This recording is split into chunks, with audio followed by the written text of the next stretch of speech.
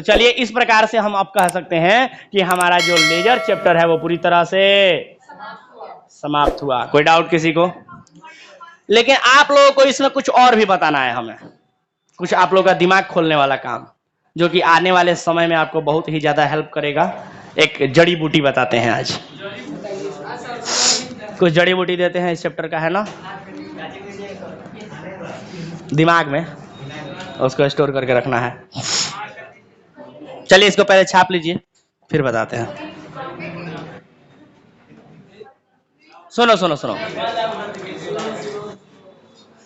जड़ी बूटी ये है कि ये तो छोटा सा क्वेश्चन था सर, तो इट्स ओके, बट कभी कभी हम लोग को बहुत बड़े बड़े क्वेश्चन मिल जाते हैं।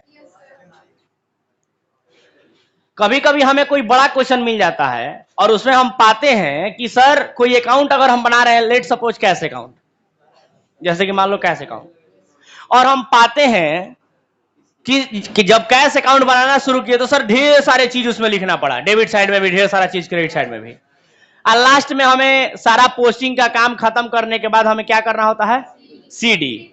और जब सीडी करना होता है तो कभी कभी बड़ा तकलीफ महसूस होता है कि सर किधर करे सीडी, तो जिधर कम होगा उधर सीडी। तो सर किधर कम होगा, डेबिट में कम है कि क्रेडिट में कम है, पता नहीं, तो जोड़ना पड़ता है पता लगाने के लिए कि सीडी किधर होगा। दोनों तरफ हम लोग जोड़ते हैं, डेबिट में भी या क्रेडिट में भी, बड़ा दिक्कत होता है। फिर हम लोग तुलना करते हैं कि हाँ देखो किधर डेबिट में कम आया कि क्रेडिट में कम आया, फिर हम लोग देखते हैं कि किधर कम आया उधर सीडी लिखते हैं, है ना सर। इसमें भी अकाउंटिंग कंसेप्ट यूज होता है, जरा गौर से सुनिएगा, सभी लोग ध्यान से सुनिएगा, कुछ बहुत बेहतर और इंपॉर्टेंट बताने जा रहे हैं।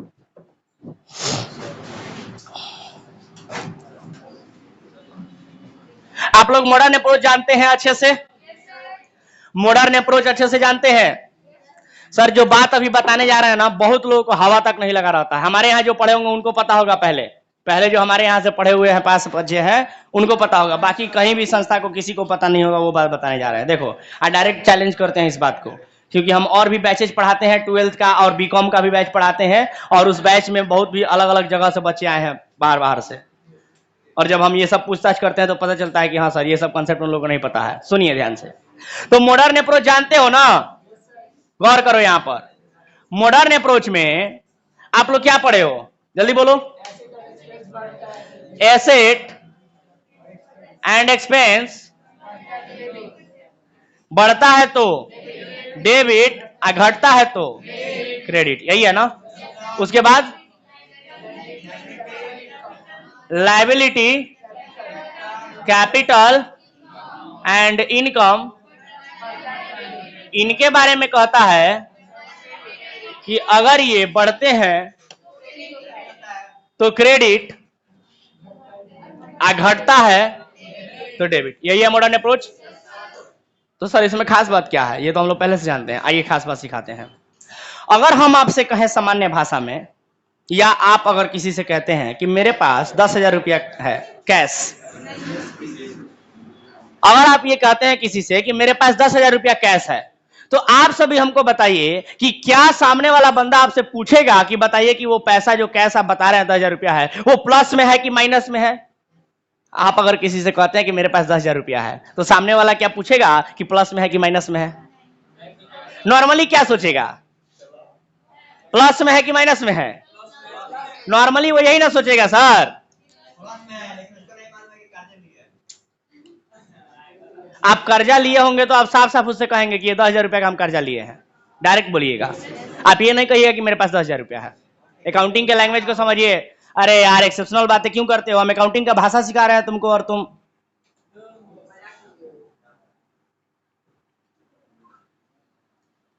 अगर आप कहते हैं कि हमारे पास कैश है 10,000 रुपया, तो सामने वाला क्या समझेगा, नगद है, माने प्लस में है कि माइनस में है? अगर आप ऐसे ही कहते हैं कि मशीन हमारे पास पड़ा हुआ है 20,000 का, तो क्या कहेगा, मशीन प्लस में पड़ा है कि माइनस में पड़ा है? बोलो ना, मशीन के बारे में क्या कहोगे आप, बोलो। नॉर्मली समझ रहे हो। अगर आप कहते हैं कि क्रेडिटर नाम का लायबिलिटी हमारे ऊपर 10,000 का है, तो सामने वाला बंदा क्या कहेगा, क्रेडिटर नाम का लायबिलिटी प्लस में है कि माइनस में है? अरे यार क्रेडिटर नाम का लायबिलिटी है का मतलब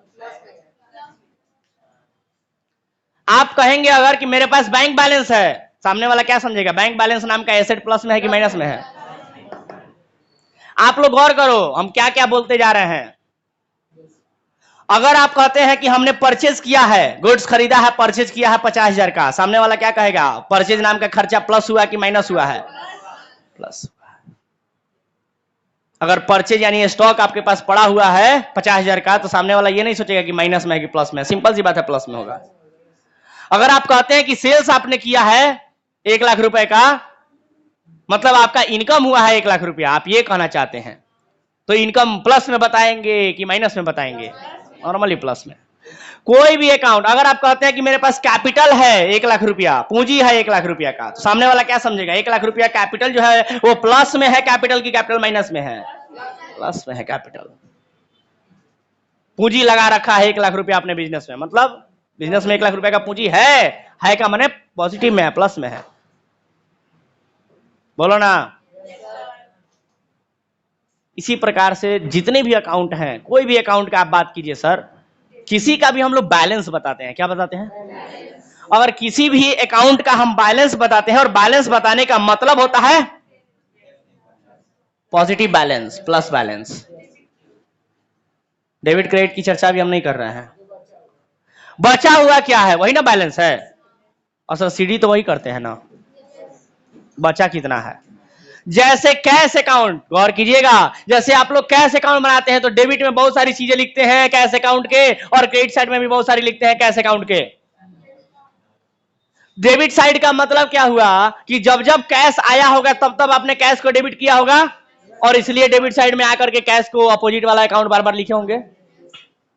यानी कि डेबिट साइड में वही सारे आइटम आए होंगे कैश अकाउंट के जब जब पैसा आपके पास आया होगा।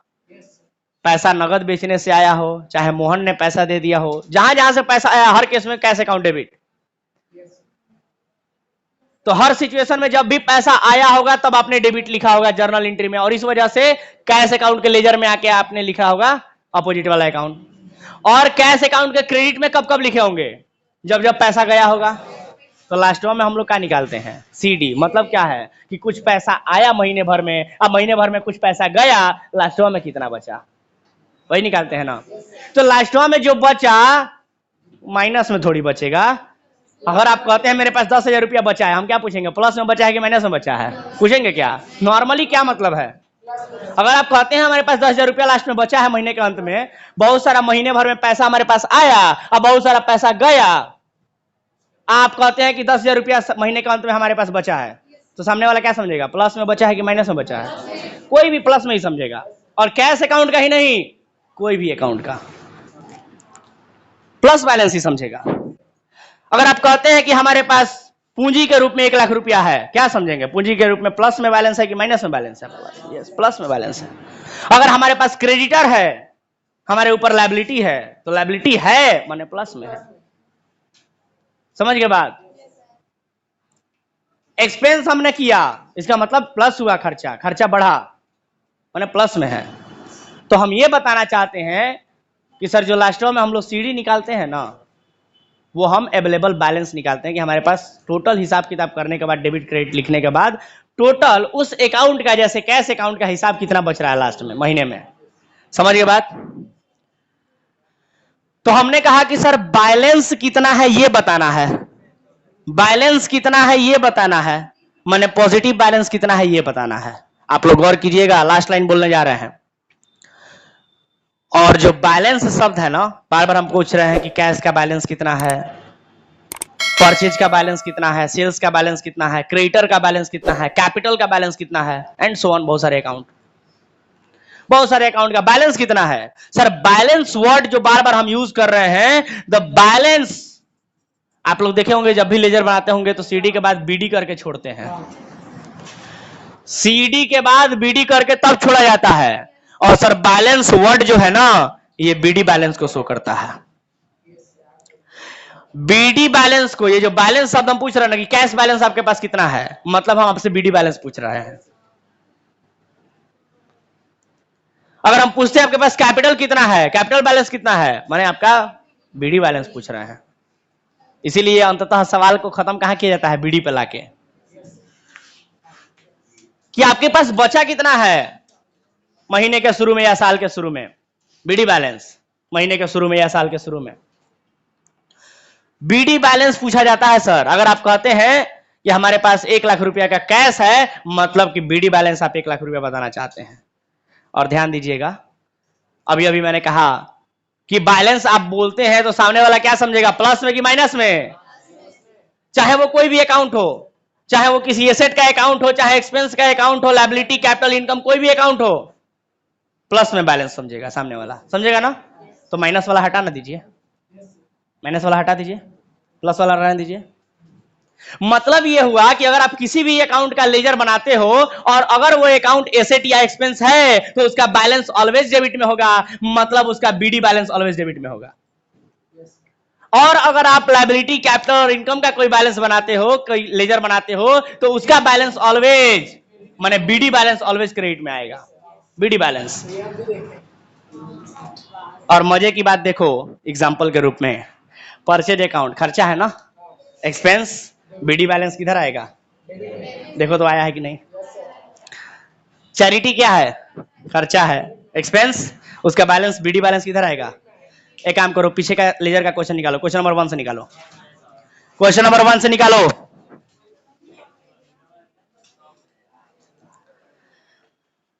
क्वेश्चन नंबर 1 से निकालो। जानते हो ये क्यों बता रहे हैं, अभी इसके बाद ट्रायल बैलेंस यूं बन जाएगा 2 मिनट में, ट्रायल बैलेंस चैप्टर 2 मिनट में खत्म। ये कॉन्सेप्ट सीखा ना, 2 मिनट का है ट्रायल बैलेंस चैप्टर खत्म। लेकिन अभी नहीं बताएंगे, धीरे रखो, जो बोलते हैं पहले करो। क्वेश्चन नंबर 1, क्वेश्चन नंबर 1 देखो तो जरा सब लोग मिलाओ। हाँ छोड़ो, क्वेश्चन नंबर 1 निकाल लिए, लेजर निकाल लिए। सबसे पहला अकाउंट कौन सा है, करुणानंद। अब सुनो सुनो सुनो सुनो, करुणानंद तो नाम है ना, और नाम है तो इस पांचों में किस में भेजेंगे उसको। अब डिपेंड करता है कि हमने खरीदा है करुणानंद से कि बेचा है। अगर हमने खरीदा होगा तो हमारे लिए क्रेडिटर होगा, तो लायबिलिटी बन जाएगा। अगर हमने उसको बेचा है तो वो हमारे लिए डेटर है, और डेटर एसेट होता है। तो देख लो कि वो एसेट है कि लायबिलिटी है। हमने मतलब उसको बेचा है कि खरीदा है, हमने बेचा है तो एसेट होगा ना, वो डेटर होगा। और एसेट का बैलेंस यानी कि देखना कि बीडी बैलेंस डेबिट में बचा होगा। देखो है क्या, अगला अकाउंट बोलो, सेल्स। कैश अकाउंट है, कैश क्या होता है, एसेट का बैलेंस किधर होगा, माने बीडी बैलेंस किधर आएगा, डेबिट में। देखो आया कि नहीं आया है, आना ही है सर। अगला अकाउंट बोलो, परचेज अकाउंट। परचेज क्या है, एक्सपेंस का बीडी बैलेंस किधर आएगा। और ये रटवाने वाली बात है क्या, मैंने पहले 10 मिनट लेक्चर दिया, कंसेप्ट समझाया कि सर वो क्यों हो रहा है। क्योंकि नॉर्मली आप किसी को बैलेंस शब्द बताते हैं तो ऑलवेज वो पॉजिटिव बैलेंस समझेगा, और नहीं तो अगर निगेटिव आपके पास है तो आपको बोलना पड़ेगा कि मेरे पास निगेटिव में बैलेंस है। और नहीं तो नॉर्मली आप कहते हैं कि हमारे पास 10,000 रुपया है, का मतलब समझेगा कि आपके पैकेट में 10,000 रुपया प्लस में है। समझ गए क्या बात। और केवल एसेट का ही नहीं, अगर मशीन बोल दे, फर्नीचर बोल दे, कोई भी एसेट बोल दे, या लायबिलिटी, कैपिटल, एक्सपेंस, इनकम, किसी भी अकाउंट का, इसका मतलब प्लस बैलेंस। और प्लस बैलेंस का मतलब sir BD balance, opening balance को बताता है। चलो और अकाउंट बताओ अगला, सेल्स अकाउंट। सेल्स क्या है, इनकम है। सेल्स क्या है, और इनकम का बैलेंस यानी बीडी देखो तो क्रेडिट में हुआ है। समझ रहे हो, अगला अकाउंट खत्म हो गया क्वेश्चन। 2 नंबर क्वेश्चन निकालो, क्वेश्चन नंबर 2 देखो। पहला कैश अकाउंट है, देखो तो कैश अकाउंट का जो लेजर है उसमें बीडी बैलेंस डेबिट में हुआ है कि नहीं हुआ है। देख रहे हो कंसेप्ट, सीख पा रहे हो क्या, बोलो कोई दिक्कत।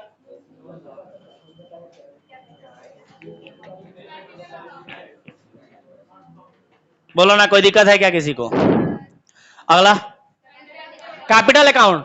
कैपिटल बीडी बैलेंस किधर आना चाहिए, क्रेडिट में आना चाहिए। आया है क्या। अगला अकाउंट परचेज अकाउंट। परचेज क्या है, एक्सपेंस है, तो बीडी किधर आना चाहिए, डेबिट में। आया है क्या। अगला बोलो सेल्स क्या है, इनकम है, बीडी बैलेंस किधर आना चाहिए, आया है क्या। अगला राम्स अकाउंट। अब जब नाम आ जाएगा तो नाम 2 चीज होता है, या तो डेटर होगा नहीं तो क्रेडिटर होगा। तो देखो कि राम को बेचे थे कि राम से खरीदे थे, क्योंकि अगर डेटर होगा तो एसेट, लायबिलिटी होगा, क्रेडिटर होगा तो लायबिलिटी। इक्वल है तब तो टेंशन ही खत्म, अगर सीडी करने की जरूरत ही नहीं पड़े तब तो काम खत्म। लेकिन अगर कुछ बैलेंस बचा होता, जैसे कहते हैं ना राम से कुछ हिसाब किताब बाकी है, तो राम से कुछ हिसाब किताब बाकी है तो इसका क्या मतलब समझे, राम से लेना है या राम को पैसा देना है? तो डिपेंड करता है राम से हमने माल खरीदा था कि राम को बेचा था। अगर हमने खरीदा होगा तो उसको पैसा देना होगा, फिर तो लायबिलिटी हो गया हमारे लिए। लायबिलिटी का बैलेंस क्रेडिट में, यानी बीडी बैलेंस क्रेडिट में निकल के आता। लेकिन अगर हमने राम को बेचा होता तो उससे पैसा लेना होता, तो हमारे लिए डेटर हो जाता, डेटर एसेट होता है, एसेट का balance always BD balance debit में दिखता। समझ गए क्या? अगला बोलो। श्याम्स, वही बात जो अभी समझाए नाम के बारे में। अगला बोलो। डिस्काउंट डिपेंड करता है कि डिस्काउंट हमें मिला है कि डिस्काउंट हमने दिया है। डिस्काउंट अलाउड है, डिस्काउंट रिसीव समझाए थे।